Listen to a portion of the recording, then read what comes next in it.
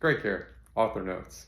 So as we move into this week's chapter for the EMP story, I want you to think a little bit about Dan. Do you think he's actually a savior, or is he a predator? Why don't you put your comment down below and let me know what you think. Be sure to like, share, and subscribe if you haven't subscribed so far. You will be able to catch all the chapters or all the episodes, however you want to put it, as I release this story week by week. Thanks for watching or listening, as the case may be. Chapter 5, The Confrontation. Dan's heart pounded in his chest as he snapped awake in the recliner. He tried to shake off the grogginess of sleep, preparing his brain for fight or flight. His eyes scanned the room, looking for anything he could use as a weapon. A loud crash had jolted him from a sweet dream of a life with Sue. Pure bliss. He cursed himself for letting his guard down. Falling asleep while on watch had been an idiotic move. In his post-apocalyptic world, letting his guard down for even a moment would get them both killed. Correction, cruel men would leave him for dead, taking Sue for their pleasure. That's what he'd do.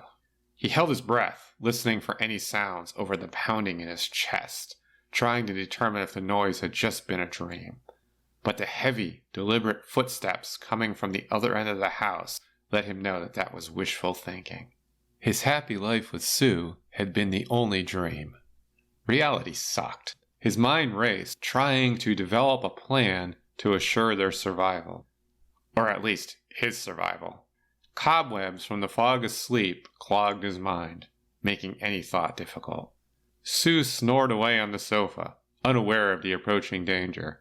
Dan needed to act because she wouldn't be any help. He needed a woman with both beauty and strength.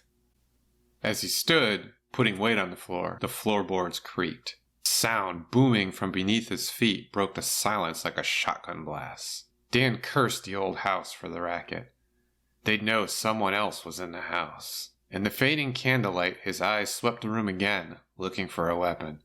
But he found a typical suburban living room, not a well-equipped military base or police station. Even a redneck's hunting cabin would have an obligatory hunting rifle displayed on the wall. A rookie mistake. His hands reached for the spot on his belt where he wore his holster. But like his previous attempts, he found his belt empty. The anger and frustration of not having a gun to defend himself made him want to scream. He bit his tongue, not wanting to give his position away. With no firearms or other weapons available, he grabbed a nearby lamp and made his way toward the source of the noise. A poor substitute, but better than attacking empty-handed. If his luck held, the intruders wouldn't have guns either. His racing heart banged against his ribcage as he approached the hallway, gripping the cheap table lamp in his right hand. He tried to calm his body and mind by focusing on the task at hand. Handle one problem at a time. Another stupid mistake could be his last. Dan didn't want to die in this dump. He needed to get home. He peeked around the corner, peering down the hallway. A tall, dark figure strolled toward him. The shadows hid the details of his potential attacker, but Dan knew he needed to neutralize the threat before he took Dan out. He brandished the lightweight table lamp like a club, ready to bludgeon the intruder. Dan waited for the figure to come closer, hoping to take advantage of a surprise attack. As the form closed in, Dan noticed he was tall and muscular. He wore a leather motorcycle jacket, carrying a large bag in his right hand. Dan wondered why someone would wear a jacket on a warm summer evening. The bag bulged with loot he gathered from the kitchen. It pissed Dan off to lose anything to this moron. The man stopped short, surprise flashing in his eyes.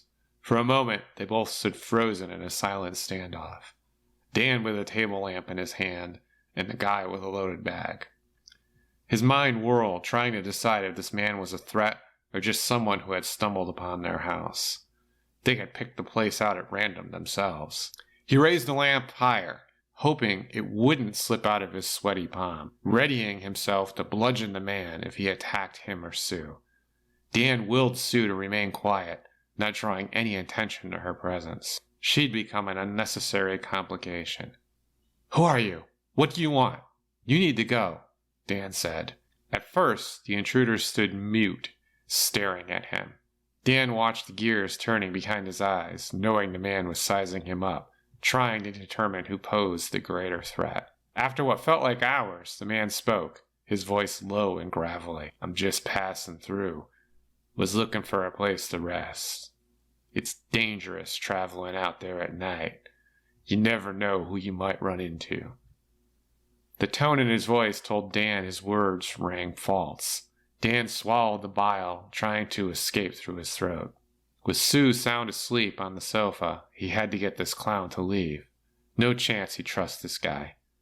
"You can't stay here," Dan said with his most commanding voice. "This is our home, and we don't take kindly to strangers. You need to move on."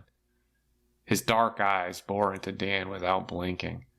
After what felt like an hour, he nodded before speaking. "I hear you. I'll be on my way then. Be careful out there. There are evil people everywhere." The intruder chuckled after he finished speaking. Dan stared as the man turned and sauntered back down the hallway. He walked through the open back door, disappearing into the night without hesitation. A long exhale flowed out of his mouth. The stress from the dangerous encounter faded as the stale air cleared his lungs. He had responded to the threat, keeping them both safe. But the encounter left him shaking. He took another deep breath, trying to settle his nerves. They had to get out of this house now. Staying became too dangerous. The thug would return, prepared to fight. No running away a second time. He stumbled back into the living room, finding Sue still curled up fast asleep. She jumped as he sat down on the sofa, taking her hand in his. "Dan, what the hell?" "Sorry to wake you. We have to leave. It's not safe here anymore." She yawned, rubbing her bloodshot eyes with her palms. Dan read the confusion written across her pretty face. He wondered what he looked like after the encounter, but didn't have a mirror to see. "What time is it? I thought you said it was too dangerous to travel in the dark. I just need a few more minutes of sleep." Someone kicked in the back door, making it into the back hallway. When I confronted him, he ran off. But I don't know if he was alone. We're sitting ducks if we stay here. The look in her eyes changed from confusion to fear. She grabbed his arms and squeezed with both hands. In other circumstances, her touch would have excited him, but her vice grip let him feel her pounding heart. "It's okay. We're safe now. We'll find a place to hide out for a few hours. Then we'll make it to my house by noon. Stay alert, and everything will turn out fine. I promise." He tried to keep his voice calm, with fear threatening to paralyze him. Dan needed to believe his own message, even if Sue didn't. She nodded, easing her grip, standing on shaky legs. "Okay, I'm ready." Dan smiled, taking her hand in his. They walked out into the night, hand in hand. His heart raced with excitement at her physical contact. The thrill of her presence energized him. They needed to make it home without running into any more problems. His mistake almost cost him the love of his life. Dan would avoid making another. How would Sue live without him? The sky lightened as they cleared the neighborhood. Dawn's light cracked the edge of the darkness, letting Dan know he had slept for hours. He had to make sure he never made another mistake like this one. Being exhausted wasn't a valid excuse for falling asleep while on watch. Stupid. After every 15 steps, he turned to make sure the man in the leather jacket hadn't followed them. The thug wouldn't be able to breach Dan's home defenses, even if he had 100 friends. They needed to reach his gate before anything bad happened to them.